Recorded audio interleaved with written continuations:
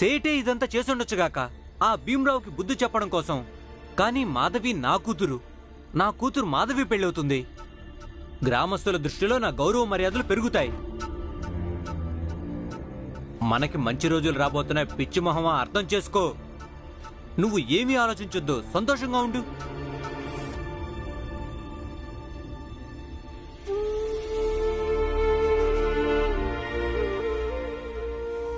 కమల చచ్చిపోయింది. ఇక గ్రామస్తుల దృష్టిలో దేవతగా మారింది. కాని నాకైతే దూరమైపోయిందిగా. అయినా ఈయన మాధవి జీవితాన్ని బాగు చేయడం పోయి వేరే వాళ్ళకి బుద్ధి చెప్పడం గురించి ఎక్కువగా ఆలోచిస్తున్నారు. ఇక నేనెలా సంతోషంగా ఉంటాను? భీమరావు, నేను పెళ్లి చేసుకోను. నాన్న అంటున్నారు బావగారికి కట్నం ఇచ్చినందుకు అక్కకి బదులుగా నన్ను పంపించాలని. మా అక్క చచ్చిపోయి ఒక్కరోజు కూడా కాలేదు, కానీ నాకు పెళ్లి చేయడానికి ఏర్పాట్లు మొదలు పెట్టారు.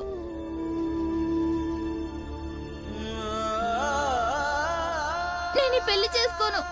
అసలు పెళ్లి అనే మాటనే భరించలేను. భీమరావు, నువ్వే నాకు సహాయం చేయాలి. ఈ పెళ్లి జరగకూడదు.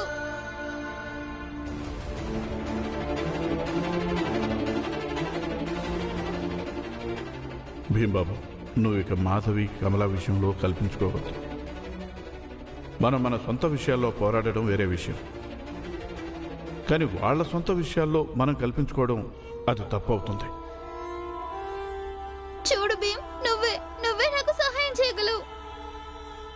నువ్వు ఎలా మంజుల పెళ్లి ఆపించావో అలాగే నా పెళ్లి కూడా ఆపించు.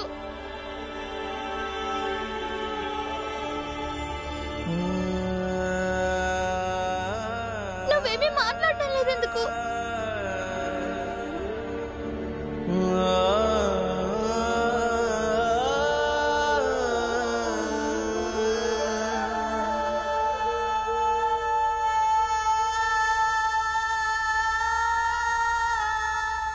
చూడు తల్లి, మంజుల పెళ్లి ఆగిపోయిన తర్వాత చాలా పెద్ద మూల్యం చెల్లించాం మేము.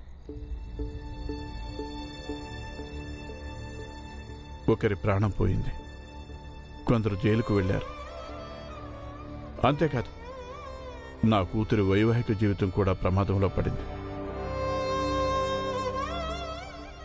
కానీ అది మా ఇంటి విషయం.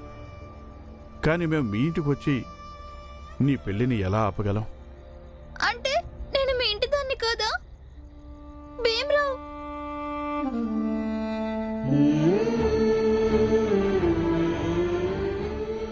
నీ అభిమానం చూస్తుంటే మనసుకి చాలా సంతోషం కలుగుతుంది.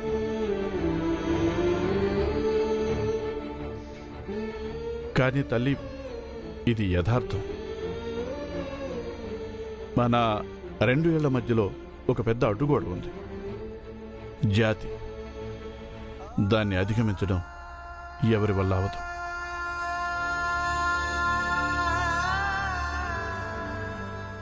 భీమ్,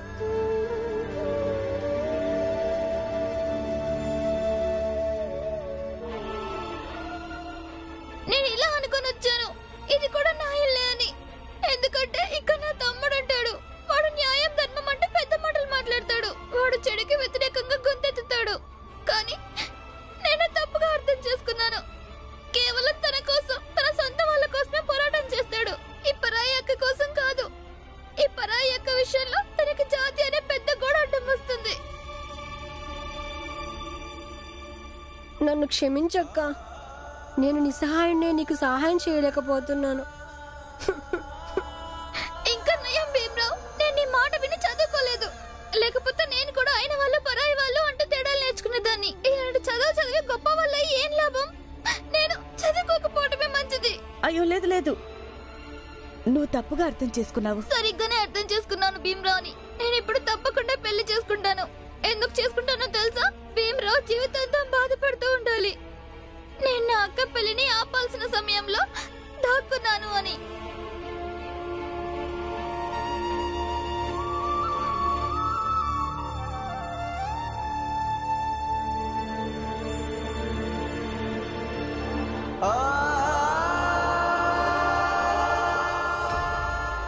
అమ్మా, నాన్న, మీ మాట విన్నానుగా. కానీ నా వల్ల తప్పు జరిగింది. ఈరోజు మొదటిసారి నా మీద నాకే కోపం వస్తుంది.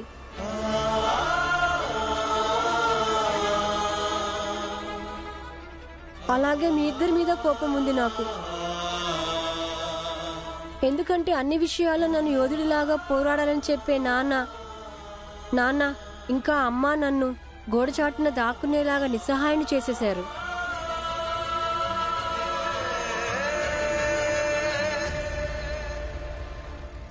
భీమాబాయ్, వెళ్ళనివ్వు. వాడికి కోపగించుకునే హక్కుంది, అది న్యాయం కూడా. వాడికి ఇది అర్థం కాదు. ఒక యోధుడికి పోరాడడానికి స్వేచ్ఛనివ్వడం, ఇంకా అతడికి పోరాడడం నేర్పించడం ఎంత ముఖ్యమో, అలాగే అతన్ని సంరక్షించుకోవడం కూడా అంతే ముఖ్యమని. అలాగే తల్లిదండ్రులకి ఈ పని చాలా కష్టంగా ఉంటుంది, ఒక యోధుణ్ణి తయారు చేయడం. సమస్య ఏదైనా రావచ్చు. తమ బిడ్డకి ఎప్పుడైనా దెబ్బ తగిలితే అప్పుడు చాలా బాధ కలుగుతుంది.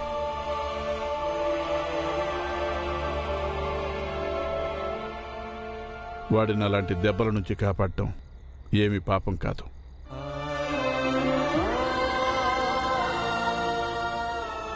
నేను వెళ్ళి వాడిని చూసేస్తాను పిన్ని.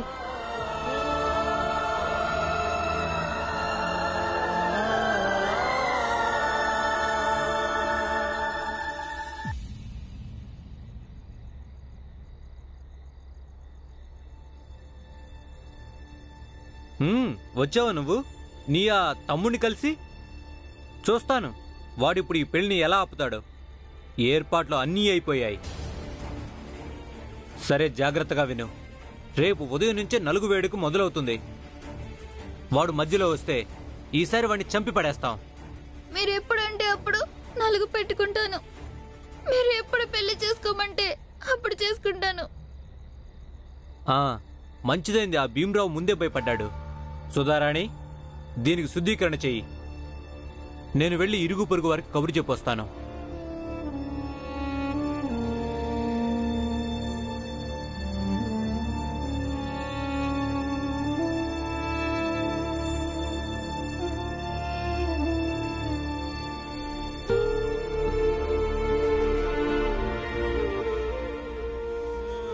నువ్వు వాళ్ళ ఇంటికి వెళ్ళావా? కానీ తన గోడ చాటుకెళ్ళి దాక్కున్నాడు. నా పెళ్ళన్నా సరే తన మౌనంగా ఉండిపోయాడు.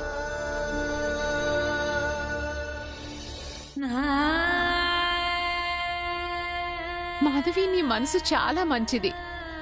నీకు ఈ జాతి అంతర్గత విషయాలు అర్థం కావు. భీమరావుని నువ్వు తమ్ముడు అనుకుంటున్నావు, కానీ అతన్ని నిన్ను ఎప్పుడూ అక్కగా భావించి ఉండకపోవచ్చు. అయ్యో, తన ఈ విషయాన్ని ఒక గెలుపులాగా భావిస్తున్నాడేమో. ఒక పెద్ద జాతి అమ్మాయి తనకి రాఖీ కట్టిందని నువ్వు బంధం కలుపుకున్నావు, కానీ అతను దానిలో నుంచి తన గెలుపుని ఇంకా తన లాభాన్ని చూసుకున్నాడు.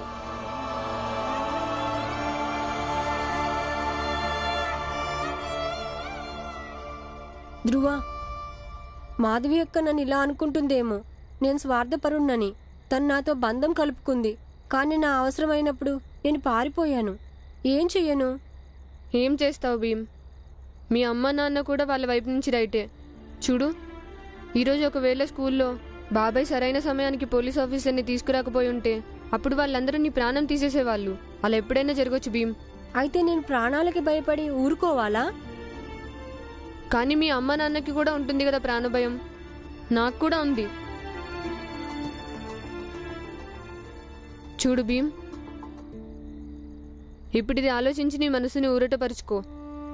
ఇప్పుడు ఆ భగవంతుడే ప్రతి ఒక్కరి సమస్యలని పోగొట్టలేనప్పుడు ఇక నువ్వు కేవలం మనిషివి.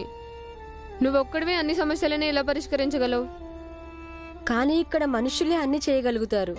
ఇంకా మనిషికి వచ్చిన సమస్యని మనుషులే దూరం చేయగలుగుతారు, భగవంతుడు కాదు.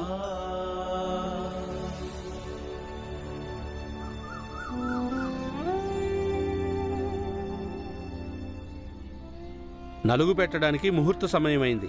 పసుపు రాయండి. సుధారాణి మొదలుపెట్టు.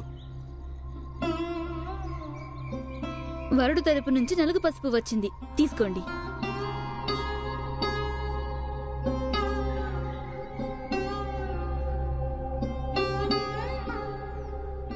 నలుగు వేడుక మొదలైపోయింది కానీ భీమరావు ఇంకా రాలేదేంటి పెళ్ళి ఆపడానికి? సేటు గారు, స్కూల్లో కర్ర దెబ్బ ఒకటి పడిందిగా, పాపం పొగరంతా దిగిపోయినట్టుంది. పైగా ఇప్పుడు అందరి చేతుల్లో కర్రలున్నాయి. కాని మళ్ళీ కూడా వాడి చెవులు దాకా ఈ మాట వినిపించి తీరాలి, నలుగు వేడుక మొదలయింది అని.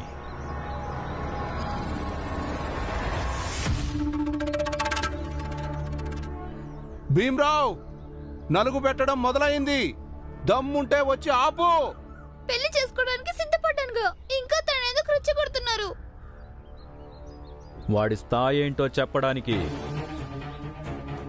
పెద్ద సమాజ సేవకుడిలాగా తిరుగుతూ ఉంటాడు. వాడికి తెలిసి తీరాలి, సమాజంలో మాలాంటి వాళ్ళు ఉన్నంతకాలం మన సమాజాన్ని ఎవరు వెంట్రుకు కూడా కదిలించలేరని. తెలిసిందా? ఇంకోసారి పిలు. భీమరావు, నలుగు పెట్టడం మొదలైపోయింది. నీకు దమ్ముంటే వచ్చి ఆపు. మళ్ళీ ఇంకోసారి పిలు. భీమరావు, నలుగు పెట్టడం మొదలైపోయింది. నీకు దమ్ముంటే వచ్చి ఆపు. వాడిక రాడు.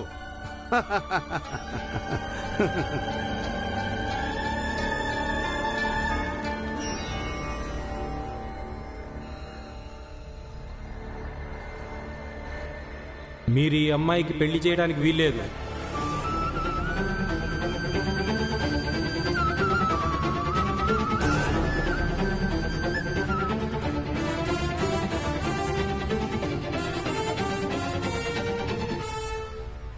ఎందుకు వీల్లేదు పెళ్లి చేయడానికి? అసలు మీరెవరు ఇది మాకు చెప్పడానికి? మేము ఏం చెయ్యాలో ఏం చెయ్యకూడదు అని. మేమందరం మహాత్మా జ్యోతిరావు ఫూలే మరియు సావిత్రి ఫూలే గారు స్థాపించిన సత్య శోధన సమాజ కార్యకర్తలం. మేం బాల్య వివాహాలకు వ్యతిరేకంగా ఉద్యమం చేస్తున్నాం. ఎందుకంటే బాల్య వివాహాలు మన సమాజానికి కళంకం. సమాజంలో స్త్రీల వికాసం కోసం బాలికల విద్య, వితంతు వివాహాలు జరిపిస్తూ ఉంటాం.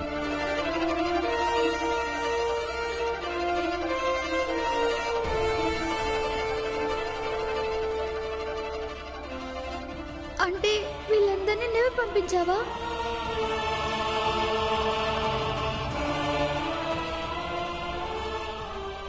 అక్క, నాన్న చెప్పారు నన్ను మధ్యలో కల్పించుకోవద్దని. కానీ మహాత్మా పూలే గారి సంస్థ సభ్యులు మధ్యలో కల్పించుకోవచ్చుగా. ఇప్పుడు వీళ్ళు నీ పెళ్లి జరగనివ్వరు. అలాగే ఒక అక్కకి తన తమ్ముడి మీదున్న నమ్మకాన్ని వమ్ము అవ్వకుండా కూడా కాపాడతారు. ఈ పెళ్లి జరగదు. అమ్మాయి చాలా చిన్నది. నా కూతురు, నా ఇష్టం. అసలు మీరెవరు ఇక్కడికి వచ్చి తమాషాలు చేయడానికి? వెళ్ళండి ఎక్కడి నుంచి.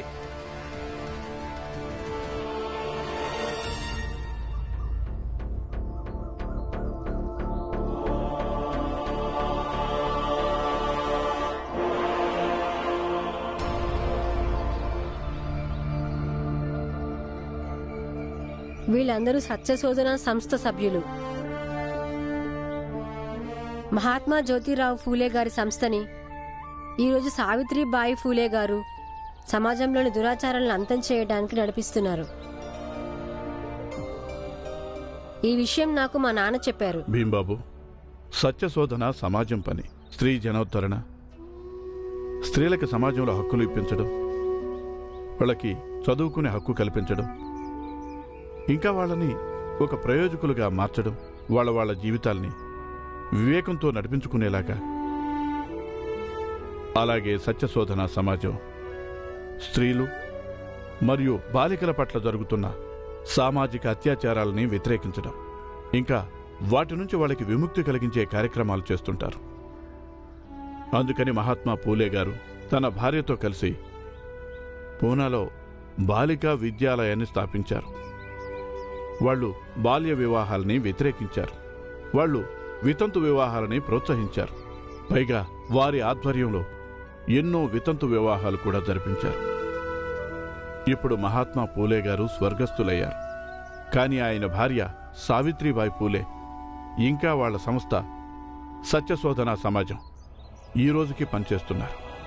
ఈ కార్యక్రమాలు ఒక్క మహారాష్ట్రలోనే జరగడం లేదు, నిజానికి దేశంలో పలు ప్రాంతాల్లో జరుగుతున్నాయి. ఇంకా ఎన్నో ఆందోళనలు జరుగుతున్నాయి. ఎక్కడంటే బెంగాల్లో రాజా రామ్మోహన్ రాయ్, ఈశ్వర్ చంద్, విద్యాసాగర్, ఉత్తర భారతంలో స్వామి దయానంద సరస్వతి, ఇంకా ఆయన ఆర్య సమాజం సభ్యులు ఈ కార్యక్రమాలు చేస్తున్నారు. మా నాన్నగారు చెప్పారు సావిత్రిబాయి ఫూలే ఈ సతారావాసి అంట. అవును, ఈ ప్రాంతానికి చెందిందే. తెలుసు, బాగా తెలుసు. అలాగే మీ ముఖ్యుడు, మీ గురువుగారు కూడా తెలుసు.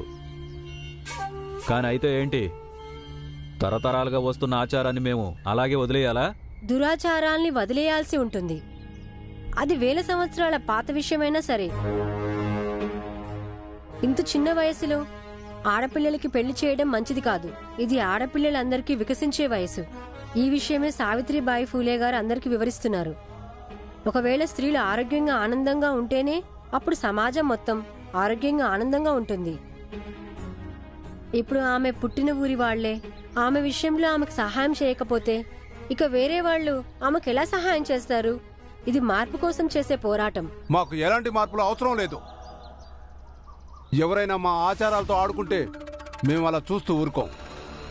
అది ఎవరైనా సరే, ఎక్కడి వాళ్ళైనా సరే, మేము వాళ్ళ ఆటలు సాగనివ్వం. భయపడ్డాడు, అందుకే వీళ్ళందర్నీ తీసుకొచ్చి మన ముందు నిలబెట్టాడు. చాలా కంత్రిగాడి పిల్లాడు. మీ నాన్న నీకు ఏవో పనికి మాలిన విషయాలు చెప్తుంటాడు, నేర్పిస్తుంటాడు. ఆ విషయాలని నువ్వు ఇక్కడికి వచ్చి మాకు చెప్తుంటావు. చూడండి, సమస్య ఇది కాదు ఈ బాలుడు మమ్మల్ని ఇక్కడికి తీసుకొచ్చాడా లేదా అని. సమస్య ఏంటంటే మీరందరూ ఏదైతే చేస్తున్నారో అది తప్పు. ఇక ఇది మా సంస్థ బాధ్యత అవుతుంది. ఇలాంటి తప్పుడు కార్యాలను మేము వ్యతిరేకిస్తాం. దీన్ని ఆపాలి. మమ్మల్ని ఎవరూ ఆపలేరు.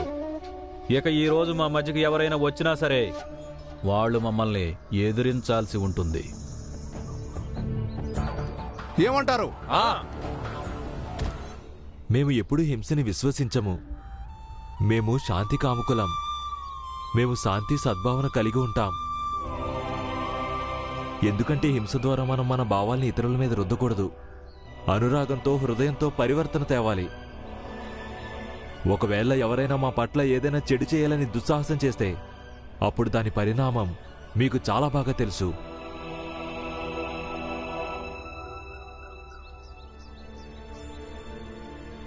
పదండి. పదండి.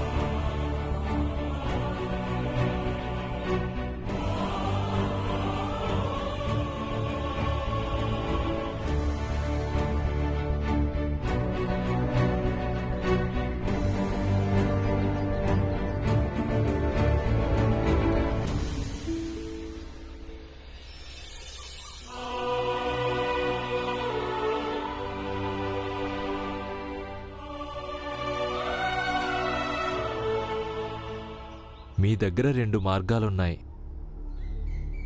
మొదటిది, మీరు ఈ పాప పెళ్లిని తక్షణమే ఆపించేయడం. ఇక రెండో మార్గం, ఒకవేళ మీకు ఈ పాప బరువు అనిపిస్తే ఈ పాపను మేము మాతో పాటు తీసుకెళ్తాం. పాప పెంపకం, శిక్షణ, విద్య అన్ని బాధ్యతలు మా సమాజం తీసుకుంటుంది. మాధవి అక్క సావిత్రిబాయి ఫూలే ఆశ్రమానికి వెళ్ళిపోతుంది. తన జీవితాన్ని అక్కడ చాలా చక్కగా తీర్చిదిద్దుతారు.